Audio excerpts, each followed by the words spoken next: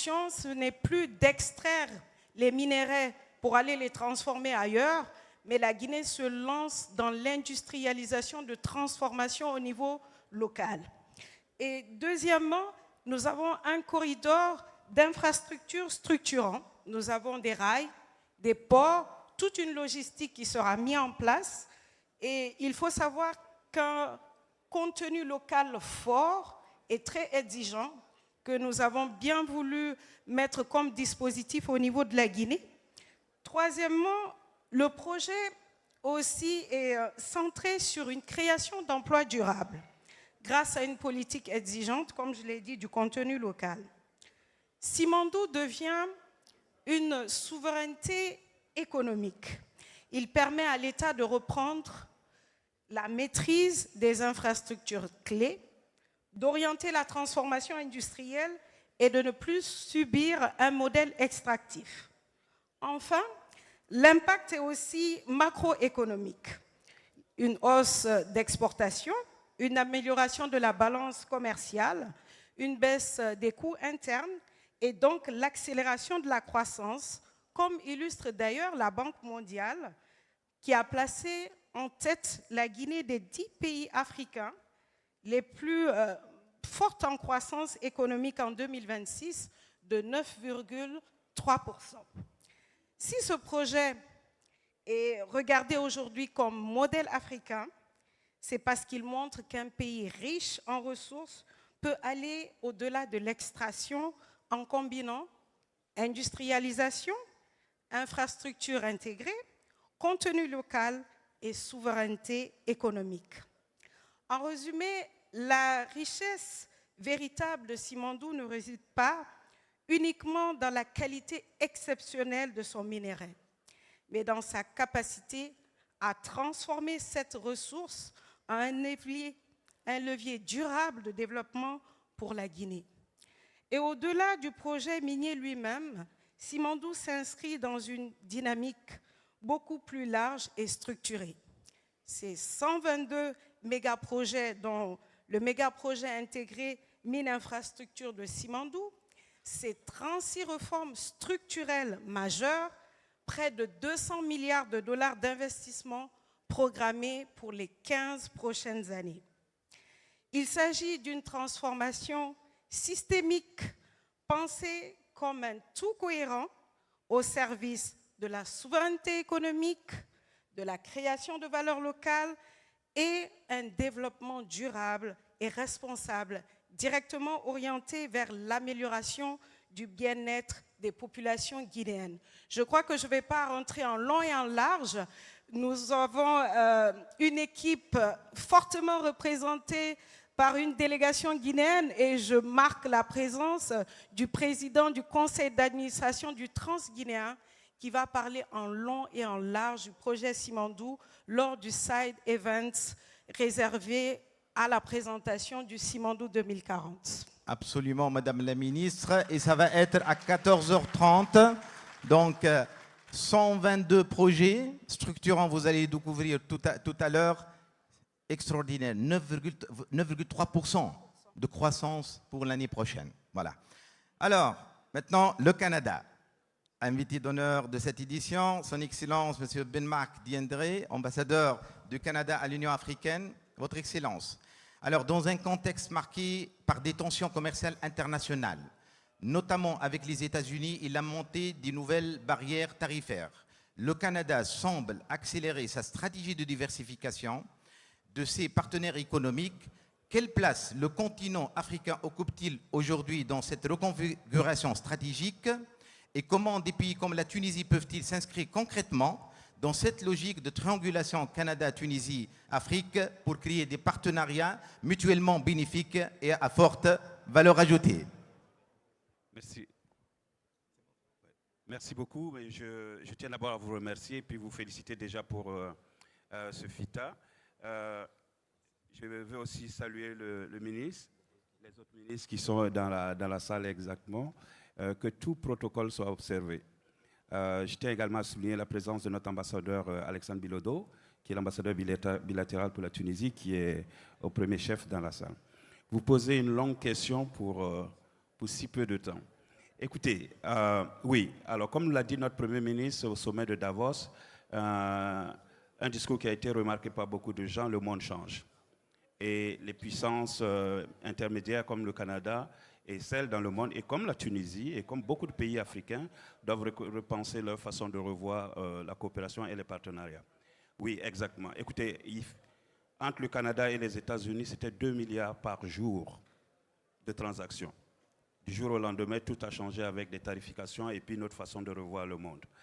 Alors, pour un pays de 40 millions, vous devez vous repositionner dans le monde.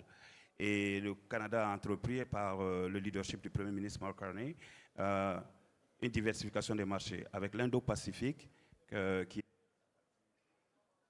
est la partie la plus évidente pour nous, l'Europe et, bien entendu, l'Afrique.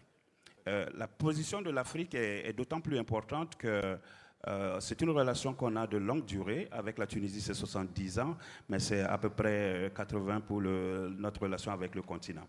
Si on a commencé dans une perspective de développement et humanitaire, la transformation est immédiate en ce moment. Moi, ma nomination, par exemple, c'est une perspective clairement économique. Je tiens à saluer mon collègue de l'Union africaine qui est ici, avec lequel j'ai travaillé à Addis Abeba. Et je suis rentré dans cette position pour vraiment capturer toutes les positions et les propositions économiques du continent africain et les propositions continentales. Ça m'amène à la dernière partie de votre question. Quelle est la relation avec la Tunisie? Moi, je crois profondément à la triangulation. Je crois qu'un pays comme le Canada doit trouver des partenaires comme la Tunisie et de ne jamais oublier l'ancrage africain. Alors, la triangulation est hyper importante parce que chaque bloc apporte une différence ou un atout majeur dans la relation d'affaires. L'Afrique, parce que tout simplement, il y a des projets continentaux, et le ministre l'a bien rappelé pour l'agenda 2063, il y a des projets continentaux en infrastructure de toutes sortes. La Tunisie, pour son histoire, pour sa géographie, sa jeunesse, ses qualifications, et bien entendu le Canada, nous on apporte beaucoup d'expertise dans le domaine comme l'agribusiness et votre projet Simandou que je trouve magnifique aussi, y compris le projet d'infrastructure de Kinshasa.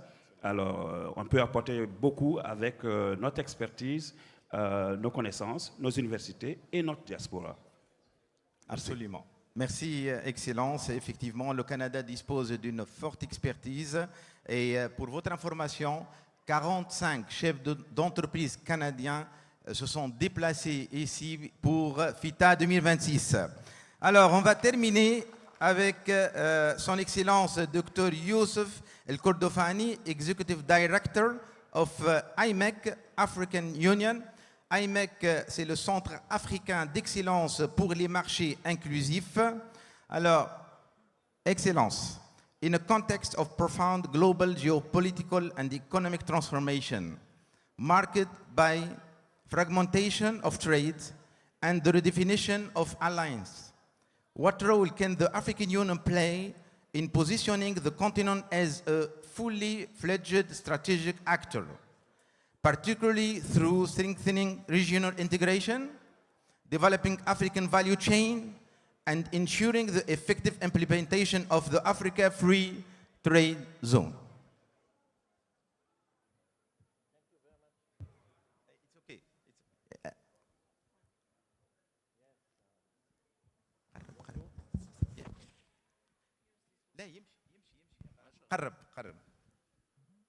Bonjour, sabah al-khair. Thank you, Excellencies, distinguished delegates. I would like the outset to thank my brother, Anis Al-Jazeri, for this well-done job.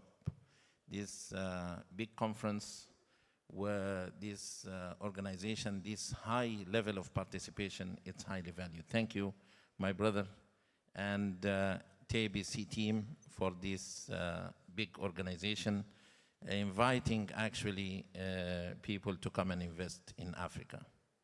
I would like also to thank government of Tunisia for hosting this conference, as Tunisia is the gateway to Africa. So this is very important conference and it's coming very timely.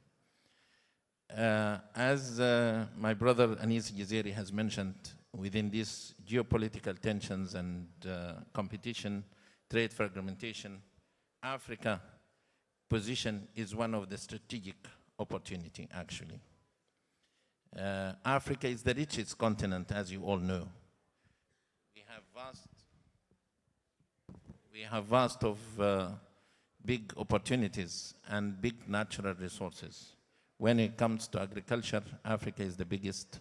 Africa is the food basket of the world, easily. Animal resources and arable land for agriculture. 60% actually of the uncultivated arable land globally is in Africa. When it comes to minerals, 30% of the world's minerals reserves are actually in Africa. Name it, you find it. Gold, copper, platinum, diamonds, oil and gas, and iron ore, and many others. When it comes to energy mix, all types of resources of energy mix is also available in Africa, especially renewable energy, green energy. When it comes to solar energy, wind energy, bioenergy, all are available in Africa. Water resources as well. Different types of rivers and as well as underground water and rainfalls. UN reports are always saying that in Africa, there are the solutions of the three international problems facing the whole world: the water problem, the food problem, and the energy problem. When it comes to human resources, of course, as you know, Africa represents over 1.4 billion of population, 500 million as in the workforce, 60% of them are youth. Africa is the youngest continent in the whole world. It's not about demographic weight, but it is actually latent economic power.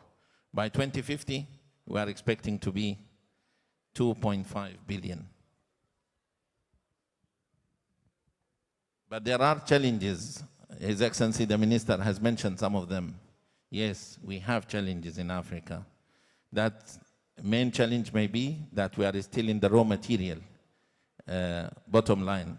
So we are still actually producing raw material, exporting raw material. We need to industrialize. But we need also finance. We need also to make use of our energy. We need to increase the intra-Africa trade. Intra-Africa trade is now 16%. A limited industry now is not exceeding 12%. No added value, or very less, very limited. Value chain projects is very limited as well. Private sector role is also another challenge. There are inclusive markets and inclusive business is also another challenge. Digitalization, access to technologies is also one of the big challenges. I'm very delighted to hear my sister, Her Excellency, the Minister, to talk about this Simandou project, which is really a very big model for value chain that it is actually including many, many opportunities. Congratulations, Your Excellency.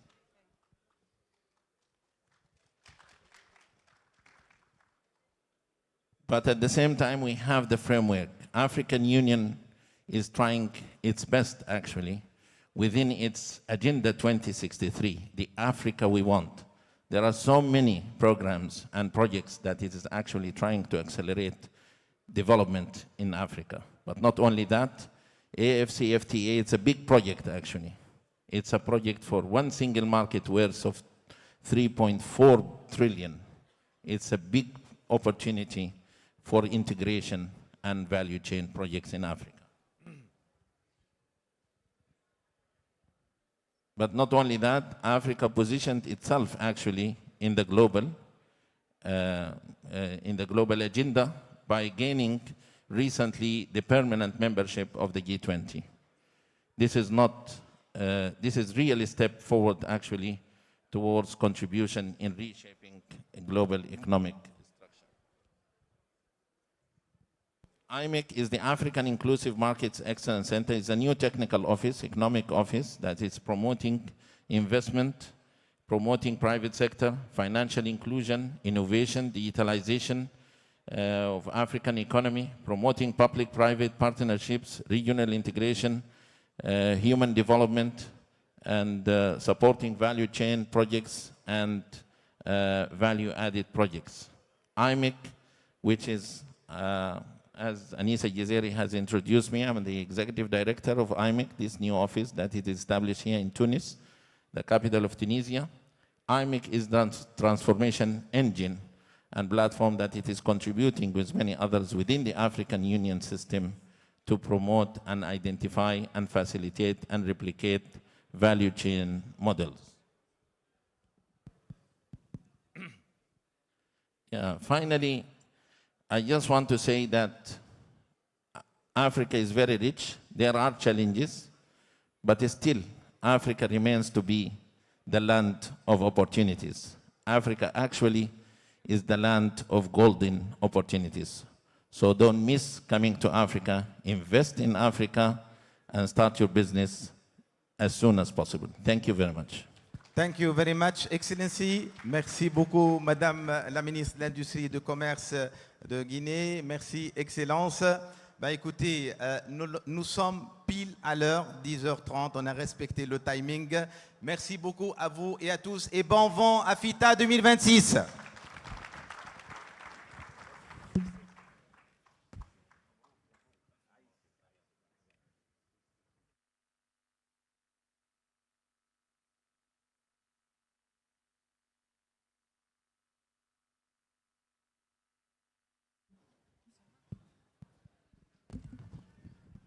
Mesdames et messieurs, nous vous remercions pour votre attention. Nous vous invitons à présent à rejoindre l'espace networking pour une pause café, puis juste après, nous allons revenir pour le panel ministériel. Donc, nous pouvons officiellement lancer l'ouverture officielle de FITA 2026. Profitez bien des B2B, profitez bien des partenariats à faire et à discuter avec l'ensemble des acteurs économiques qui sont là. On se retrouve ici à 11h pour le panel ministériel.